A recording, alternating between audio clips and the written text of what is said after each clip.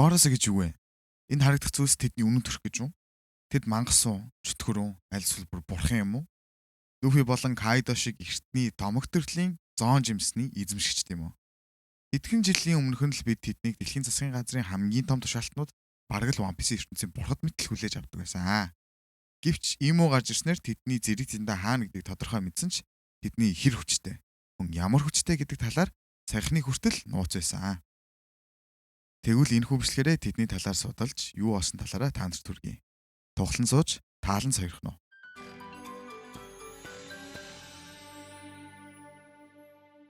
One Piece манга хамгийн гоё өрнөл дээр явж байгаа юм шиг санагдлаа л та. 2 сарын өмнөөс тэдний хүч болон чөтгөрийн жимснүүд ил болсон. Тэгэхээр тэдний талаар судалт юм уу да гэж бодоод энэ хөвчлөгийг бэлтлээ. Эхний ээлжинд тэдний нэрийг уншиж сурцгаая. За, стоо очлаарай. Тэгтээ уншиж үзье. Нэгт Saint J. Garcia Saturn. Saint J. Garcia Saturn. Гаргийн нэр те.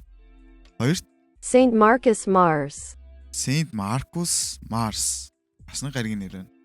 Saint Topman Mercury. Saint Topman Mercury. Mercury бас гаргийн нэр ажиллах юм. Saint Ethan Baron V. Nujero. Saint Ethan Baron V. Nujero. Нус? За тавт Saint Shepherd Jupiter. Saint Shepherd Jupiter. За ийм 5 хөвшин байгаа юм байна шүү. Нэрийнх нь хөв жоохон судлаад үзлээ. Горосо гэх Япон ханзыг орчуулбал дээд 5 од гэж орчуулагдаж байна. Дээд 5 од тэрний нэр нь гариг иргэсийн бэлгшээлтэй байна. За төрдөө ингэж орхичих та. За ингээд 5 хөвшин одуудаа нэг нэгээр нь та нартай төлөвлүүлье. Ингээд жигсаалын тэргуунд Saint J. Garcia Saturn орлоо. Вүү! Авьяа байгуулсан юм шиг л зарлалаа да. Яагаад хамгийн ихэнд оруулсан бэ гэхээр 5 Горосо нараас хамгийн түрүүнд хүчээ ил болгосон юм аа. Түүнийг арай өөрөөр бас шинжлэх ухаан болон хамгаалтын бурхан гэдэг юм байна. Эккедийн хамгийн том дайсан гэж бодож исэн бодлыг минь бусад дөрөв дуудаал арилгасан да. Тэгээ Сатурн нь One Piece-ийн ертөнцийн дэх нэлээд мундаг шинжлэх ухаанчдын нэгч гэсэн. Vegapunk бас хэдий дуудаа молигдуулаад бас амьдсан гэдэг. Vegapunk-тай харьцуулахгүй бол түүний шинжлэх ухааны мэдлэгийг нэлээд өндөрөөр бас үнэлж болох юм л та. Тэгэд Сатурн Vegapunk-аас ялгаатай нь шинжлэх ухаанаар дэлхийг сайхан газар болгох биш. Харин эсрэгээрээ түүний үзэл бодол бол арьс өнгө үүсэл гарлаар нь айгүй ялгарладаг. Мөн боолчлолтыг гөхүүлэн дэмжигч бүлгөө. Окей. Түүний бодлоор бол тэнгэрийн луунууд бол язгууртан. Мөн үндэстэн угсаатнуудаас бусд нь бол хорхоо шавж юм аа гэсэн бодолтой байна. Тэгээ Сатурн бусдынхаа адил Mastercard дуудах, мөн Mother Flame буулгах, бүхэл бүтэн флотыг удирдах, командлах, Pacifist болон Seraphim-уудад тушаал өгөх зэрэг бусдаа адилхан эрэхтэй. Ер нь ингээд 5 Горосо тавуулаад яг ийм хэрэгтэй шүү за. Энэ дээр л бүгдийг хэлчихэ. Тэгээд саяны энэ дурдсан энэ бүгд бол тэдний хүч чадал биш ээ. Харин тэдний алдар нэр буюу дэлхийн засгийн газрын топ 5 гэх тушаалтай нь хамт ирэх бонусууд юм аа. Харин тэднийг тулаанч тийм үү, аль эсвэл улс төрчид юм уу гэхтээ One Piece-ийн фэндом буюу фэнүүд донд онгодаан жил маргаантай байсан юм байна. Энэ бүгдийг эцэлж чадсан арк бол яахын аргагүй Egghead арк юм аа. Ингээд түүний хүч чадлын талаар ярив. Ер нь Горосо нар бүгд чөтгөрийн Awakened Mythical Zone хитэн ч хэл хэлчихвдөө нэрээ. Яг жоохон монголчлаа тийдөө. Чөтгөрийн бас эртний төрлийн бүрэн сэргэлт авсан ховор төрлийн зоон жимсний эзэмшигч болж таарсан. Ай. Сатурны хувьд бол маш олон өвөрмөц харанхуйн хүч чадлуудтай. Тэр хүч чадлууд руу орохоос өмнө хэлэх юм бас байна. Юу вэ гэвэл нэт хугацаагаад нэг юм анзаарлаа л та.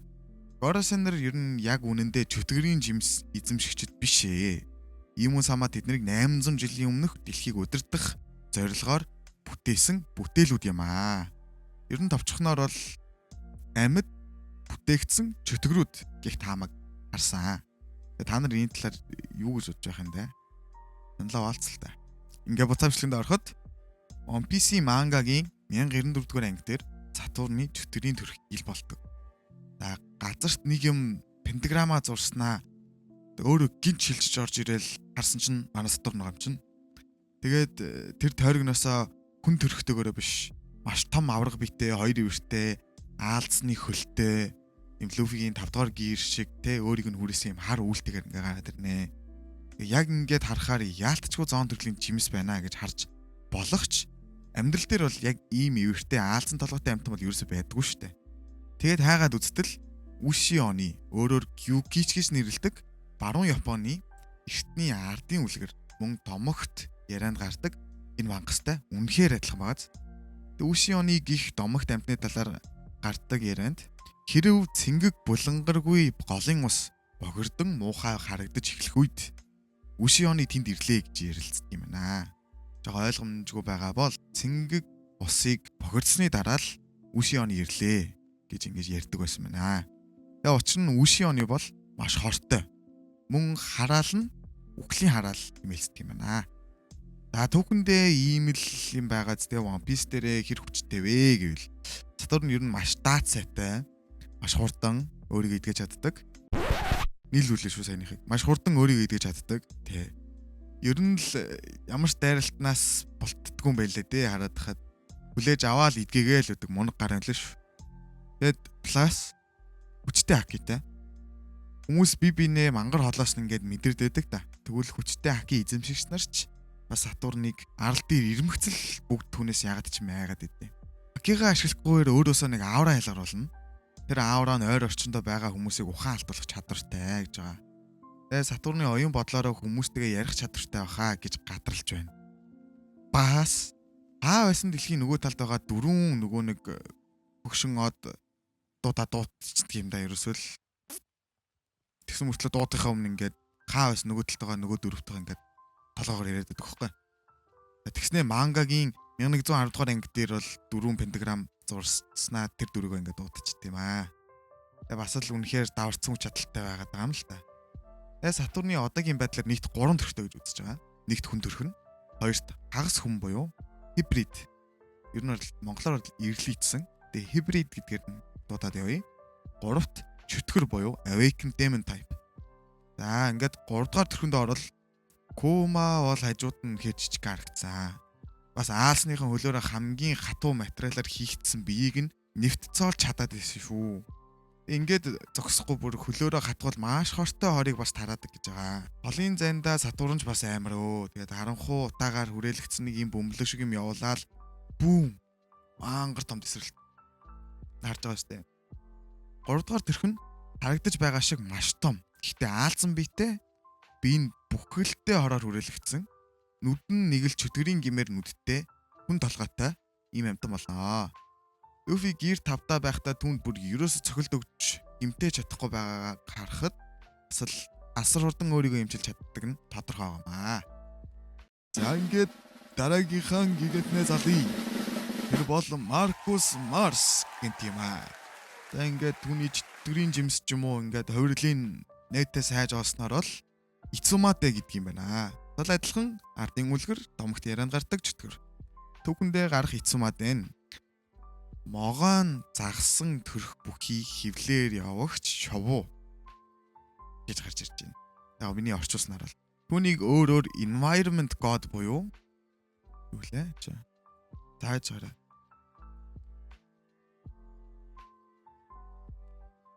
Хүрээлэн буу орчны бурхан гэдэг юм байна. Ямар юу вэ? За ингээд түүнийг онцгойлон судалдаг салбар бол цаг уурын өөрчлөлт болоо.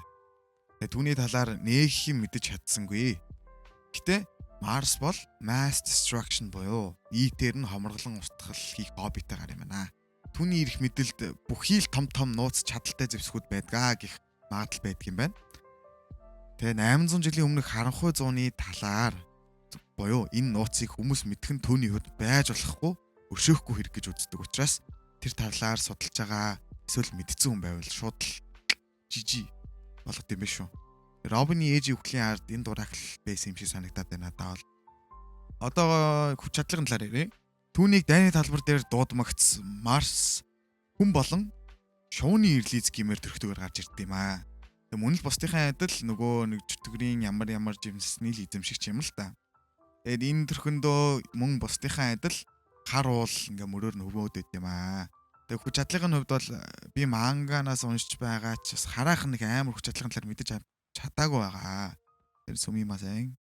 Гэвч түүнийг дүрслэн бүтээсэн домогт одоо чөтгөр боёо Цумадэн ийм шувуутай жаахан харьцуулаад ийм байж магадгүй гэх нэг ийм таамаг гаргад зя. Цумадэ бол түүхэндээ хүний толгойтой, могоо шиг биетэй, шувуу шиг далавчтай, хөдтэй гэж гарт юм байна. Тэгэд анх 1334 онд Япончууд донд маш том өвчин нэмэгдэгдсэн тэр үед маш олон хүний амнаас үргэлжсэн. Үүнийг Цумадэгийн орлол ч юм уу те Цумадэтэй ер нь холбоотой гэж тайлбарлалт юм байна. Тэгээ мөн өөрөөр шөнө болгон нэгэн хүн толгойтой шувуу нисэн ирээд Цумадэ хизээ гэх нэг ийм хитгэн үгийг үүр цайтал орилдгоо гэж гарт юм байна. За дайнд өгсөн хүмүүс эсвэл өсгөлөнгөөр өсөж өгсөн хүмүүсийн өршөөт сүнсний дахин амьсан хувилбараа гэж бас үзгэнж байт юм биш үү. За ийм түүхүүдээс үндэслээд Марс тэгвэл нисдэг юм байна. Мөн ямар нэгэн төрлийн хортой байж болох юм байна.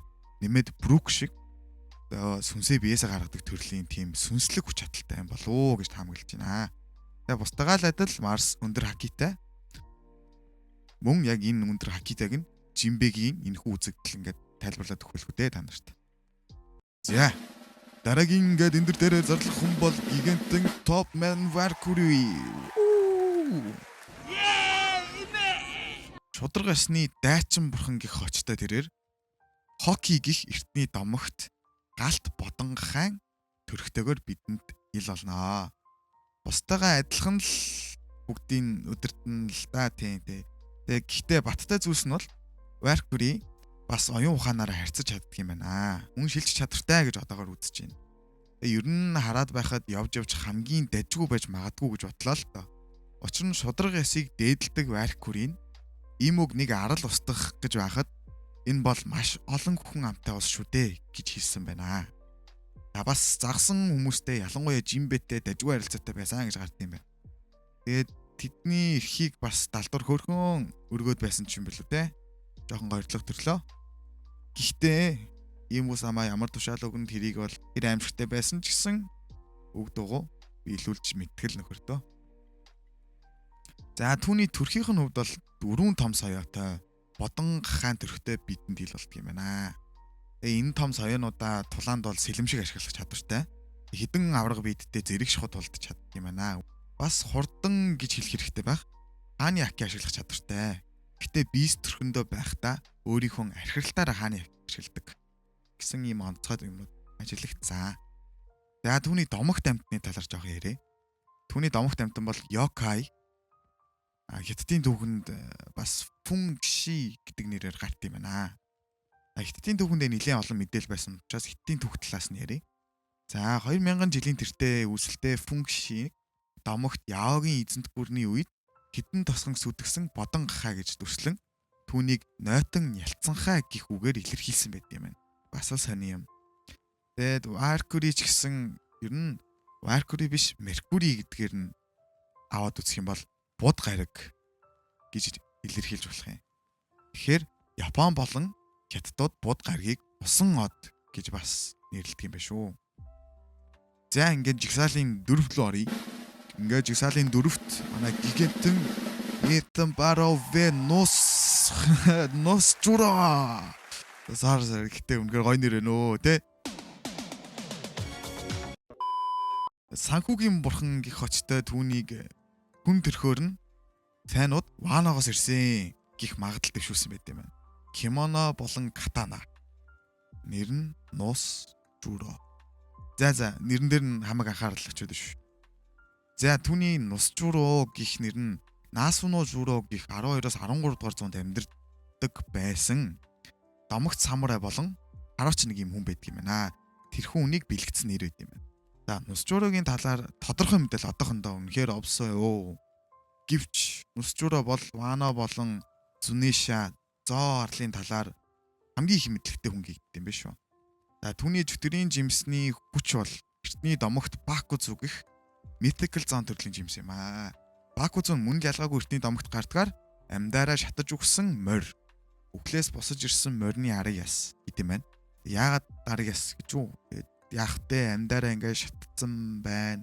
Ингээ юм шатаагаад ер нь ингээ бодохоор түлсэн мод түлхээр алга болчихдээ шүү дээ, тэ? Ойлгож байна уу? За тэр яхаа галаар тоглочлохгүй шүү. Ингээд үхлээс эргэж ирсэн морь амьдын ертөнцөөс өшөө авахаар болдгоо хэмээн түүхэндээ өгүүлдэг юм байна. За энэ хүн уус жураа гарч ирэхдээ бүтэн амьтны төрхөө буюу центавр буюу хайбрид эрлис төрлөө бидэнд харуулдаг. Энэ хүн хайбрид төрхөндөө Борос нараас хамгийн хурдан тэрээр өндгөн толгойт арал дээр байх энэ тэнд байрлаж исэн пацифистануудыг маш хурдан сүлжээд бүгдийг устгахчихдээ юм аа. Бусдынхаа адил пакитай сэлмээч бас хар болгоод лааж өгнө. Ер нь үүн дээр нэмэхэд брүк шиг ингээд сэлмээрээ зүссэн бол тэдний ингээд хөлдөх гэх юм уу? Сэлмээрээ ингээд мөсүүсгэх гэх юм уу тийм чадaltaй. Түүний хүч чадал нь их сонирхолтой байгаад байна л та. Ингээд домогт гардгаараа шатаж өгсөн байхад эсэргээрээ тэр мөсөөр ингээд дайснуудаа дарж авдаг. Магадгүй бид хараахан бүрэн хүчийг бас харах болоог байгаа юм шиг байна. Түүний талаар яригдах таамаг нь нусчураа ер нь тулалдаад байдаггүй юм аа. Тийм ч учраас дэлхийн номер 1 сэлэмчин гих цол хэрэгэм түүнд харьяалагдана гэдэг юм байна. Бас нэг сонирхолтой таамаг байна. За ингээд та бүхэндээ сүүлийн хүн болох гигантын малчин Жупитер бишээ Shepherd Jupiter-ыг өрж байна. Эднэрийн хочч бас илгийн юм байна уу? Энэ харалтаа Warrior God of Agriculture гэнэ үү? Манай үзэгчнэр дунд бол англи хэлтэй хүн байхыг үсэхгүй л дээ. Гэхдээ энийг монголоор ингээд орчуулъя. Үнэхээр махчлаад орчуулжээ. Хөдөө аж ахуйн дайчин бурхан. Вау. За бичлэгэнд орё. Jupiter нь Ника жимсийг хамгийн ихээр ирэлхийлж байсан хүн гэж гарт юм байна шүү. Тийм ч учраас энэ л хүн магадгүй Ника жимсийн жинхэнэ нэрийг өөрчилсөн байх магадaltaй юм шиг санагдлаа. За ингээд хамгийн залуухан Горосогийн хувьд бусдыгаа бодвол эрх мэдлээрээ тавт чигсдэг гэхэд буруудахгүй бах. Жаас судлаад үзлээ л дээ. Түүний хүсэж байсан жимс Ника юм байна. Тэгвэл Ника гэж бас эртний домогт юм гардаг чөтгөр юм бах та. Гэ хайсан чинь байсангүй. Гэхдээ тэрээр авраг том илсний үт болдог жимсний хүч чадалтай. Бүр яг сайн дуур юм шиг заяа. Вэ яг үзүү хавар нэг юм хар үлдээл дээ мэдээж. Гэхдээ байлдах техник нь бол газар руу ороод дайсныгаа ингээд бэлэн биш байхад нь доороос нь гинт гарч ирснээр залгих амар. Тэр нь миний мэдэж байгаагаар бол ингээл болоо. Яг би дүүн цуурлалыг бол нэг үздэггүй л дээ. Гэхдээ дүүн дээр гардаг энэ сайн дуурмыг жоох ингээд хараад ахаар гарч ирчээд явхдаа явсан газар болгоно хүнийг ингэж хийм харуулах чадвартай тийм илсэрхэг химийн элемент үлдээж чаддаг гэж гарт юм байна л та. Тэгээ ер нь Ода Самаач тэр анхудаа ийм хайр гаргийн юмыг One Piece-д оруулж ирж байгаа нь энэ юм аа. Өмнөх бүх чөтгөрүүд нь бол домгийн хүч чадалтай ямар нэгэн түүхээс ш татсан байдаг бол Shepherd Jupiter нь хамгийн анхны шавжны хүч чадалтай One Piece-ийн character юм. За ингээд энэ хүрээд энэ удаагийнхаа мэдлэг маань өндөрлөлөө. Тэрэ бичлэг тань таалагдсан бол лайк, subscribe дарахыг мартаарай. Дараагийн хамтлагаар уулзлаа. Баярлалаа. Арван найман насан дэхүр хээрээ